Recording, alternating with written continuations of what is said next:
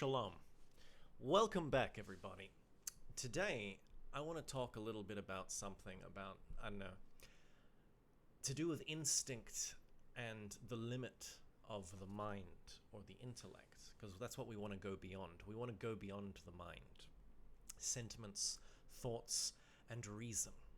And to kick reason to the curb and to transcend it. Because that task seems impossible. It seems, through our education we're taught, the mind, you elaborate the mind, you elaborate thoughts and concepts, and you strengthen the mind. Mentalism, hypnosis, NLP, CBT. Not cock and ball torture, the other one. There's all these different methods or things to do with the mind. Like, the law of attraction, and there's all these schools that are all mind-based. And they're not very good, or they don't really lead anywhere. Or, you strengthen your mind, and then someone who has a stronger mind, or two minds working against you, come and, not destroy all of your work. What are you going to do? The whole thing about the mind is, the mind has its place, the intellect has its place, but that's always going to be a limited path. No matter how good you get at running, maybe it is a good example, like how good you get at running and how many different variations of running or using your legs you can do. You'll never learn to swim via just varying your running skill. Not sure if that's a good metaphor to get this across, but you want to go beyond. You want to go beyond that mind. The first thing you have to contend with really are your instincts. Because your instincts are something separate from just your conscious mind. Your mind is the thing on top that flows through your day. And the instincts is the current beneath that. The instincts is the thing beneath that actually really guides your day. Your mind can think, I want to go outside, I want to have some fun, or I want to watch this, I want to do that. I want to watch something on, Netflix or something, and you pick up your phone or you go to reach for your phone, and then you kind of see your walking shoes or whatever, and it's like, oh, maybe I should get outside and work out. And then as you're passing through the kitchen to go out your back door, you open the fridge, and what do you know? Your instincts have you eating food again. Your instincts rule you. Most people are ruled by their instincts. They just rationalize that they're in control, in retrospect as well. So this is also one of the hard things. And you could say one of the first things that someone who begins to awaken realizes is they're not in control. Most people will argue to the death that they are in control and that they govern themselves. Most people aren't. They're governed by their instincts, their impulses, their desires. So the first thing is to begin to observe those things. Because what we want to do is we want to transmute them. What is instinct? What is pure instinct? When you think of pure instinct, you think of like an animal that just reacts, that just goes back and forwards, it walks through a forest, and if it comes upon food, it eats. If it comes upon a mate, it mates. If it comes upon shelter, it sleeps. It's pure instinct. There's no self-consideration or consideration for others necessarily in there. So, and that's the key. That's what you could say more religions how they try to awaken people, like Buddhism or even Christianity, sacrifice for others. It's this awareness of the other that begins to transmute the instinct. But there's also the awareness really of ourselves. This is the more Gnostic one. We want to know ourselves. Man, know thyself, and you shall know the gods. So instinct can be transmuted, and what does it become? So this is something interesting I've heard recently, is there was an author who said intuition is instinct that has become self-conscious. Let me just say that again. Intuition is instinct that has become self-conscious. That is actually brilliant. That is a brilliant little phrase there. And it's also a brilliant perspective to have on the work and what you're trying to do. Because, there are mystics that are not intelligent. There are mystics who are just like country bumpkins. Or like Jakob Boehm, the little lad in Germany who was a shoemaker, and then all of a sudden he had this mystical experience, and then boom, like the large amounts of the Western esoteric tradition actually descend from that guy. So it's something, it's something beyond mine. It's something beyond just being an intellectual. There are many intellectuals that are idiots. And why? Because they haven't developed wisdom. They've only developed a type of knowledge that has arisen through collecting data and digesting the data into information and then connecting it into a certain system, a system of thought. That's what they've done with their knowledge. We want to do something different. We want to apprehend knowledge directly in its core. And to do that, you need gnosis, you need samadhi. You know how you meet a new agey person and they're like, dude, you just gotta jack into the Akashic Records, man. You just gotta cosmically download the universe to change your DNA. And you're just kind of looking at them like, what the fuck are you talking? What they're talking about, they're using mixed up terms. And obviously, I mean, the entire New Age industry is a mixture.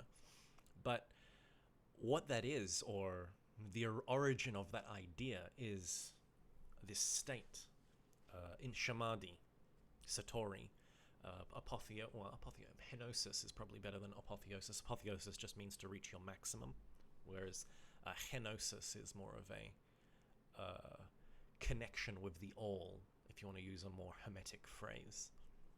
So we want to reach that, and by reaching that state, or penetrating a thing using that level of consciousness, we gain knowledge. And to do that, we have to transmute our instincts into intuition, because the instincts know. The instinct knows truth. Your mind can think this and that, but when your instinct activates, it prevents you from dying. Because that's what your instincts fundamentally are for. They're for to stop you from dying. You can look at something and intellectually you don't know the classification or anything, but you smell it and something in your instinct just goes, no, that's poisonous. Or no, don't touch that. Your instinct is very, very intelligent, but it's not self-conscious. It's just in the world. So there's a part of us that is aware, intellectually aware, that is to a degree conscious, but we want to expand that consciousness. That's, the meaning for life, the meaning for creation. We've come into this world. Why? To gain certain experiences, but really the work is on the consciousness, to change the consciousness. Consciousness is a ladder, and we want to ascend it. So we have to work with the instinct.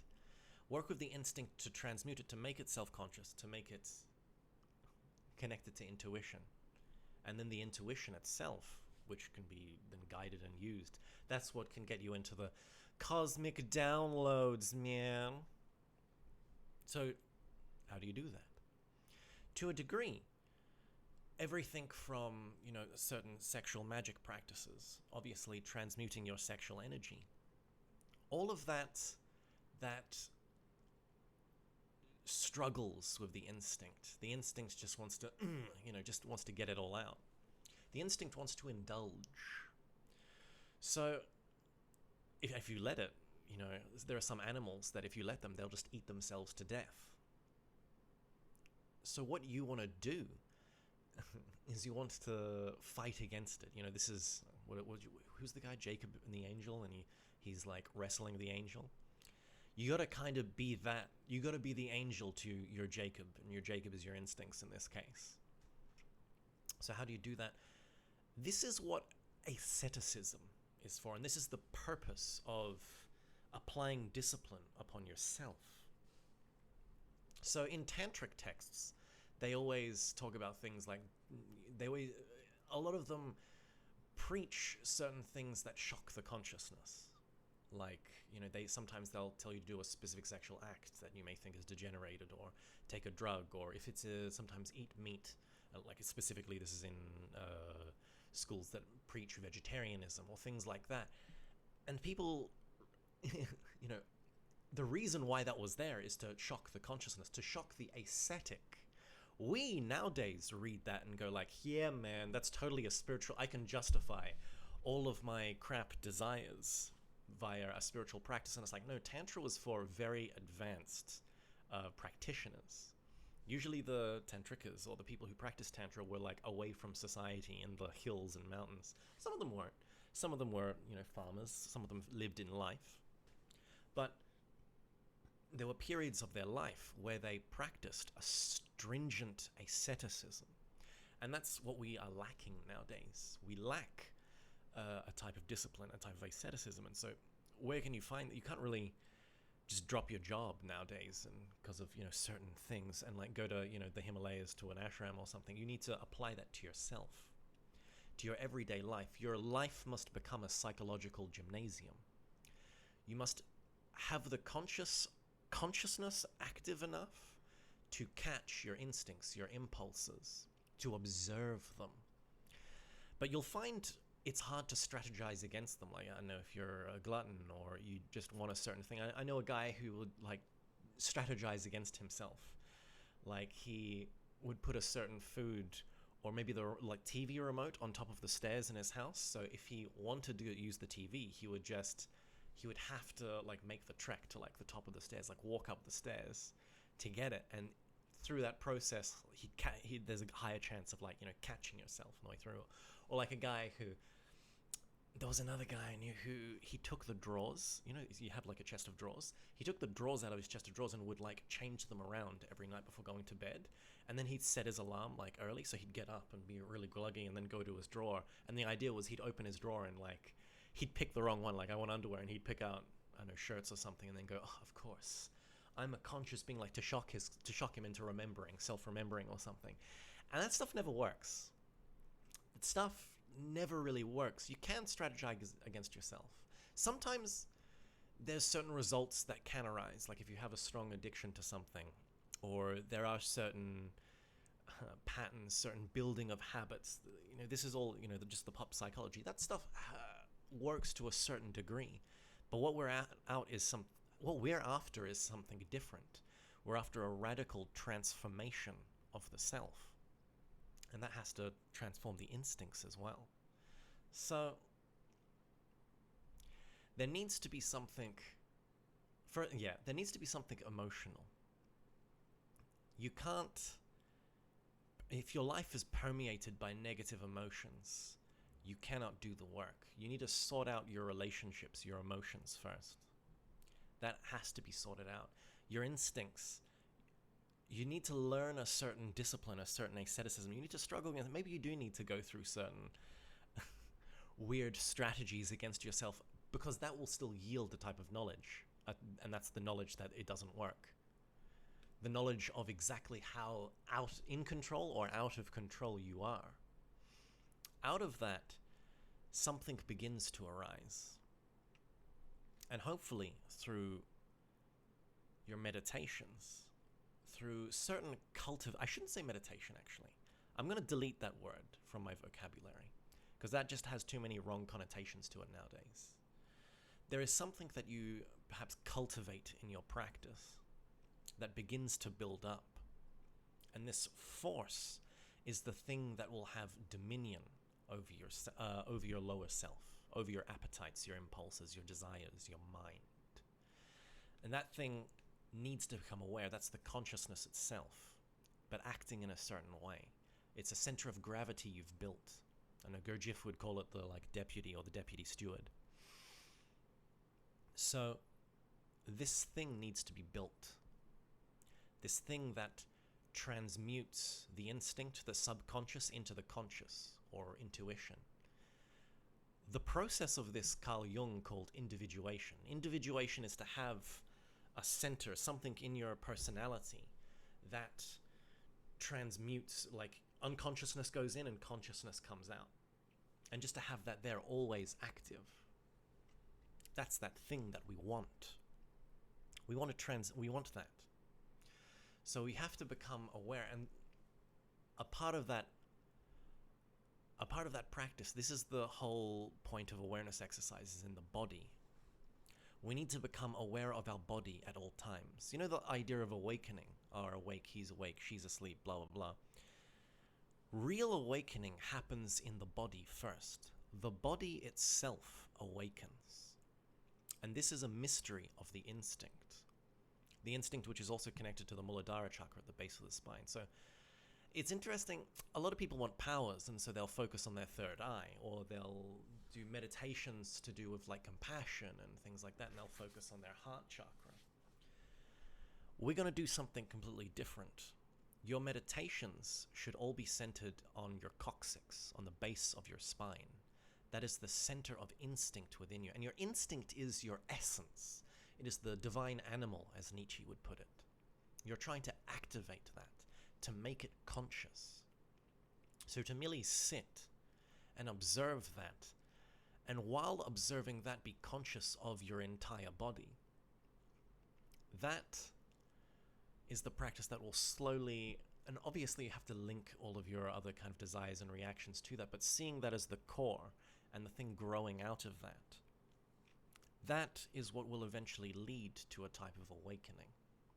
An awakening not of the mental, of the mind, of intellect, but an expansion of consciousness which really is an enlivening, an awakening of the animal into the man, the instinct into the intuitional.